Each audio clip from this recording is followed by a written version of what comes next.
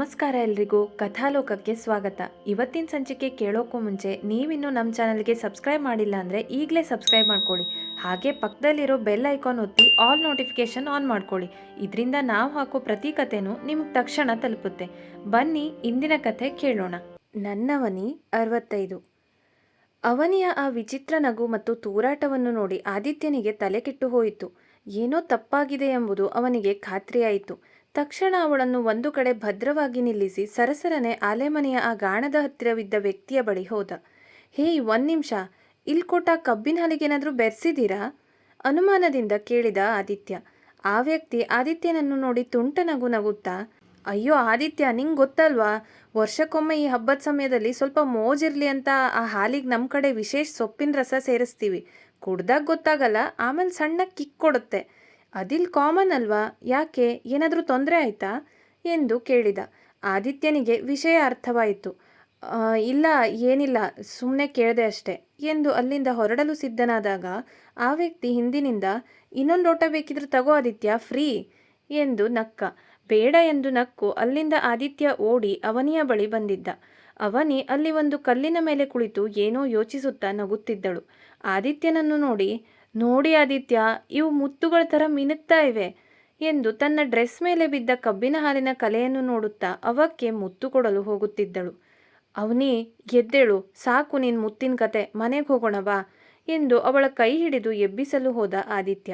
ಅವಳು ಕೈ ಕೊಡವಿಕೊಂಡು, ಯಾಕೆ ಹೋಗಬೇಕು, ಇಲ್ಲೇ ಇರೋಣ, ಇಲ್ಲೆಷ್ಟು ಚೆನ್ನಾಗಿದೆ ಗೊತ್ತಾ, ಆ ಗಾಣದ ಸದ್ದು ಮ್ಯೂಸಿಕ್ ಥರ ಕೇಳಿಸ್ತಿದೆ, ನೀವು ಬೇಕಿದ್ರೆ ಹೋಗಿ, ನಾನು ಇಲ್ಲಿರೋ ಮರಗಳ ಜೊತೆ ಮಾತಾಡ್ಕೊಂಡಿರ್ತೀನಿ ಎಂದು ಮತ್ತೆ ನಗಲು ಶುರು ಮಾಡಿದಳು.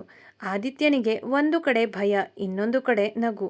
ಹೇಗೋ ಮಾಡಿ ಅವಳನ್ನು ಸಮಾಧಾನಪಡಿಸಿ ಬೈಕ್ ಹತ್ತಿಸಲು ಹರಸಾಹಸ ಪಡಬೇಕಾಯಿತು. ನೋಡು ಅವನಿ, ಮನೆಗೆ ಹೋದರೆ ಅಲ್ಲಮ್ಮ ಐಸ್ ಕ್ರೀಮ್ ಇಟ್ಟಿದ್ದಾರೆ ಎಂದು ಸುಳ್ಳು ಹೇಳಿ ಅವಳನ್ನು ಬೈಕ್ ಮೇಲೆ ಕೂರಿಸಿದ. ಮನೆ ಕೇವಲ 5 ನಿಮಿಷದ ದಾರಿ ಇರಬಹುದು, ಆದರೆ ಆದಿತ್ಯನಿಗೆ ಅದು 5 ಮೈಲಿ ದೂರದಂತೆ ಭಾಸವಾಯಿತು.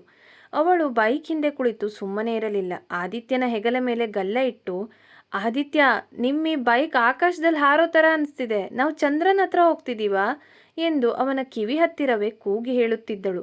ಹೌದು ಹೌದು, ಇನ್ನು ಸ್ವಲ್ಪ ಹೊತ್ತಲ್ಲಿ ಮಾರ್ಸ್ ತಲುಪ್ತೀವಿ, ಸುಮ್ಮನೆ ಕೂತ್ಕೋ ಎಂದು ಆದಿತ್ಯ ಬೈಕ್ ಓಡಿಸಿದ.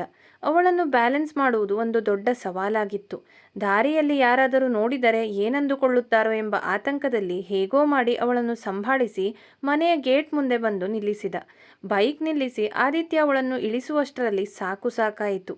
ಮನೆಯ ಹಾಲಿನಲ್ಲಿ ಸವಿತಾ ಆರಾಮವಾಗಿ ಟಿವಿ ನೋಡುತ್ತಾ ಕುಳಿತಿದ್ದರು. ಇವರನ್ನು ಕಂಡ ತಕ್ಷಣ ಅವರು ಟಿವಿ ಆಫ್ ಮಾಡಿ ಎದ್ದು ಬಂದರು. ಆದಿತ್ಯ ಅವಳ ತೋಳನ್ನು ಭದ್ರವಾಗಿ ಹಿಡಿದುಕೊಂಡು ಮೆಲ್ಲನೆ ಒಳ ಕರೆತಂದ. ಮುಖದಲ್ಲಿ ಒಂದು ವಿಚಿತ್ರವಾದ ನಿರಂತರ ನಗು ಇತ್ತು. ಏನಾಯ್ತು ಆದಿತ್ಯ, ಅವನಿ ಯಾಕೆ ಹೀಗಾಡ್ತಿದ್ದಾಳೆ, ಹುಷಾರಿಲ್ವಾ? ಸವಿತಾ ಗಾಬರಿಯಿಂದ ಹತ್ತಿರ ಬಂದರು. ಆದಿತ್ಯ ತಲೆ ಕೆರೆದುಕೊಳ್ಳುತ್ತಾ, ಅದು ಅಮ್ಮ, ದಾರಿಲಿ ಆಲೆಮನೆ ಹಬ್ಬ ನಡೀತಾ ಇತ್ತು, ಅಲ್ಲಿ ಕಬ್ಬಿನ ಹಾಲು ಕುಡಿದ್ವಿ ಎಂದು ಕಸಿವಿಸಿಯಿಂದ ಹೇಳಿದ. ಸವಿತಾ ಅವಳ ಮುಖವನ್ನು ಒಮ್ಮೆ ಹತ್ತಿರದಿಂದ ದಿಟ್ಟಿಸಿ ನೋಡಿದರು. ಅವರಿಗೆ ವಿಷಯ ಪೂರ್ತಿ ಅರ್ಥವಾಯಿತು. ಅವರು ಸಿಟ್ಟು ಮಾಡಿಕೊಳ್ಳುವ ಬದಲು ಸಣ್ಣಗೆ ನಕ್ಕು, ಹಳ್ಳಿ ಆಲೆಮನೆ ಹಬ್ಬ ಅಲ್ವಾ, ಅಲ್ಲಿವೆಲ್ಲ ಮಾಮೂಲಿ ಬಿಡು, ನಮಗೂ ಗೊತ್ತು ಅವುಗಳ ಪ್ರಭಾವ ಎಂಥದ್ದು ಅಂತ, ಇವಳನ್ನೀಗ ರೂಮಿಗೆ ಕರ್ಕೊಂಡು ಹೋಗು ಎಂದರು. ಆದಿತ್ಯ ನಿಟ್ಟುಸಿರು ಬಿಟ್ಟು ಅವಳನ್ನು ಕರೆದುಕೊಂಡು ಹೊರಟ. ಅಷ್ಟರಲ್ಲೇ ಅವನಿ ದಿಢೀರನೆ ನಿಂತು ಬಿಟ್ಟಳು. ಆದಿತ್ಯ, ನಿಲ್ಲಿ ಎಂದು ಅವಳು ಗಟ್ಟಿಯಾಗಿ ಹೇಳಿದಳು. ಸವಿತಾ ಮತ್ತು ಆದಿತ್ಯ ಇಬ್ಬರೂ ಅವಳನ್ನೇ ನೋಡಿದರು. ಅವಳು ಸವಿತಾ ಕಡೆ ತಿರುಗಿ, ಅತ್ತೆ, ಇವ್ರು ನಂಗೆ ಸುಳ್ಳು ಹೇಳಿದ್ದಾರೆ, ನೀವು ನಂಗೋಸ್ಕರ ಐಸ್ ಕ್ರೀಮ್ ಇಟ್ಟಿದ್ದೀರಾ ಅಂತ ಹೇಳಿದರು, ಈಗ ನೀವು ಕೊಟ್ಟಿಲ್ಲ, ನಂಗೆ ಈಗಲೇ ಐಸ್ ಕ್ರೀಮ್ ಬೇಕು, ಎಲ್ಲಿಟ್ಟಿದ್ದೀರಾ ಅತ್ತೆ ಎಂದು ಹಠ ಹಿಡಿದಳು. ಆದಿತ್ಯ ಹಣೆ ಉಜ್ಜುತ್ತಾ, ಅವನಿ, ಈಗ ಬೇಡ, ಬಾ ರೂಮಿಗೆ ಹೋಗೋಣ ಎಂದರು. ಅವಳು ಕೇಳುತ್ತಿರಲಿಲ್ಲ. ಇಲ್ಲ, ನಂಗೆ ಐಸ್ ಕ್ರೀಮ್ ಬೇಕೇ ಬೇಕು, ಅತ್ತೆ ಐಸ್ ಕ್ರೀಮ್ ಎಲ್ಲಿ ಎಂದು ಸವಿತಾ ಅವರ ಸೀರೆ ಸೆರಗು ಹಿಡಿದಳು. ಸವಿತಾಗೆ ಅವಳು ನಿಜವಾಗಿಯೂ ಪುಟ್ಟ ಮಗುವಿನಂತೆ ಕಂಡಿದ್ದಳು. ನಗುತ್ತಾ, ಅವನಿ, ಆ ಐಸ್ ಕ್ರೀಮ್ ಈಗ ಕರಗಿ ನೀರಾಗಿ ಹೋಗಿದೆ, ಈಗ ಶರ್ಬತ್ ಕುಡಿದು ಮಲ್ಕೋ, ನಾಳೆ ಬೆಳಗ್ಗೆ ದೊಡ್ಡ ಐಸ್ ಕ್ರೀಮ್ ಕೊಡಿಸ್ತೀನಿ, ಸರಿನಾ ಎಂದು ಅವಳನ್ನು ಸಮಾಧಾನಪಡಿಸಲು ಪ್ರಯತ್ನಿಸಿದರು. ಆದಿತ್ಯ ಮೆಲ್ಲನೆ ಅವಳ ಕಿವಿಯಲ್ಲಿ, ಅವನಿ, ಐಸ್ ಕ್ರೀಮ್ ಫ್ರಿಡ್ಜ್ ಒಳಗಡೆ ಇದೆ, ಆದರೆ ಅದ್ರ ಕೀಲಿ ರೂಮಲ್ಲಿದೆ, ಬಾ ಕರ್ಕೊಂಡು ಹೋಗ್ತೀನಿ ಎಂದು ಮೆಲ್ಲಗೆ ಹೇಳಿದ. ಓ ಹೌದಾ, ಅತ್ತೆ, ನಾವೀ ಕೀಲಿ ತಗೊಂಡು ಬರ್ತೀವಿ ಎಂದು ಆದಿತ್ಯನ ಹೆಗಲ ಮೇಲೆ ಕೈ ಇಟ್ಟು ಹೊರಟಳು. ಆದಿತ್ಯ ಅಮ್ಮನೆ ಕಡೆ ನೋಡಿ, ಕ್ಷಮಿಸು ಅಮ್ಮ ಎಂಬಂತೆ ಕಣ್ಣಲ್ಲೇ ಸನ್ನೆ ಮಾಡಿ ಕಷ್ಟಪಟ್ಟು ಅವಳನ್ನು ರೂಮಿಗೆ ಎಳೆದೊಯ್ದು ಬಾಗಿಲು ಹಾಕಿದ. ನಂತರ ಅವಳನ್ನು ಬೆಡ್ ಮೇಲೆ ಮಲಗಿಸಲು ಹೋದರೆ ಅವಳು ಅವನ ಕೈ ಕೊಡವಿಕೊಂಡು ನೇರವಾಗಿ ಹೋಗಿ ಕನ್ನಡಿಯ ಮುಂದೆ ನಿಂತಳು. ಕನ್ನಡಿಯಲ್ಲಿ ತನ್ನನ್ನೇ ತಾನು ವಿಚಿತ್ರವಾಗಿ ನೋಡಿಕೊಳ್ಳುತ್ತಾ ಮುಖದ ಹತ್ತಿರ ಕೈ ತಂದು ಏನೋ ಸನ್ನೆ ಮಾಡಿದಳು. ಆದಿತ್ಯ, ಇಲ್ಲಿ ನೋಡಿ, ಈ ಹುಡುಗಿ ಸರಿಯಾಗಿ ನನ್ನ ಥರನೇ ಇದ್ದಾಳೆ. ನಾನು ನಕ್ರೆ ನಗ್ತಾಳೆ, ನಾನು ಕಣ್ಣು ಹೊಡೆದ್ರೆ ಅವಳು ಹೊಡಿತಾಳೆ ಎಂದು ಕಣ್ಣರಳಿಸಿ ಆಶ್ಚರ್ಯದಿಂದ ಕೇಳಿದಳು. ಆದಿತ್ಯನಿಗೆ ಹಣೆ ಚಚ್ಚಿಕೊಳ್ಳೋಣ ಎನ್ನಿಸಿತು. ಅವನಿ, ಅದು ನೀನೇ, ಬೇರೆ ಯಾರೂ ಅಲ್ಲ. ಈಗ ಸುಮ್ಮನೆ ಬಂದು ಮಲ್ಕೋ ಎಂದು ಅವಳನ್ನು ಬೆಡ್ ಕಡೆಗೆ ಎಳೆಯಲು ಪ್ರಯತ್ನಿಸಿದ. ಅವನ ಮಾತಿಗೆ ಅವಳು ಒಮ್ಮೆಲೆ ಗಂಭೀರವಾಗಿ ಬಿಟ್ಟಳು.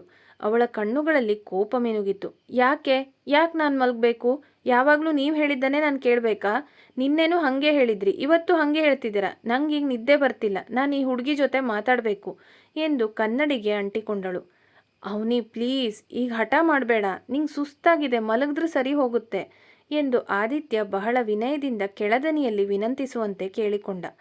ಅವಳು ಅವನ ಮುಖವನ್ನು ದಿಟ್ಟಿಸಿ ನೋಡಿ, ಓಹೋ, ಈಗ ರಿಕ್ವೆಸ್ಟ್ ಮಾಡ್ತಿದ್ದೀರಾ? ಸರಿ, ನೀವು ಇಷ್ಟೊಂದು ಕೇಳ್ಕೊತಿದ್ದೀರಾ ಅಂದಮೇಲೆ ನಾನು ಮಲಗ್ತೀನಿ, ಆದರೆ ನಾನೊಬ್ಬಳೇ ಅಲ್ಲ ಎಂದು ಅವನ ಕೈ ಹಿಡಿದು ಬೆಡ್ ಕಡೆಗೆ ಎಳೆದಳು.